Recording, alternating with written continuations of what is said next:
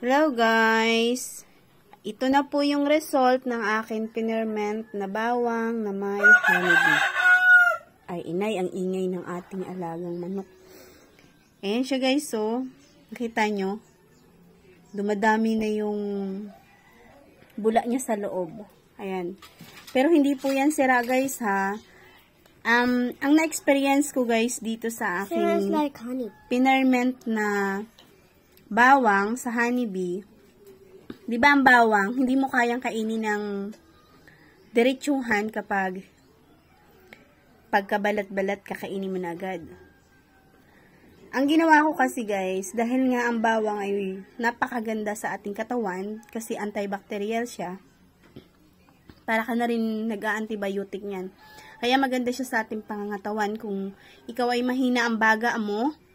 Napakaganda pong itong gawin. Ipinagsama ko lang po ang bawang at ang ating pure na honeybee. At, ayan guys, kung nakita nyo po, nagbula po ang ating honey. Ayan po. Pagkatapos po ng 3 linggo, ang sarap na po ng inyong ibinabad dyan na bawang. Every morning guys, bago kayo kumain, uminom po kayo ng 1 kutsarang honey at kumain kayo ng 1 bawang. Every morning. Maganda po ang resulta niyan sa ating mga katawan. Kaya, sa mga tao pong makakabili ng aking itinitindang honeybee, itry nyo rin po ito para sa inyong kalusugan. Hindi na po kayo bibili ng vitamins kung kayo po ay may anak na maliit, na lagi na lang may sipon.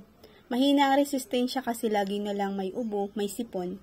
Ito po ang maganda ninyong ipainom sa kanila. Katulad po sa aking anak, ganun po ang ginagawa ko. Ayan guys.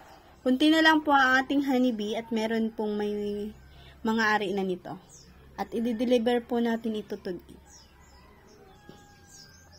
Yun lang guys. Thank you sa inyong mga panunood sa aking mga video. Ayan.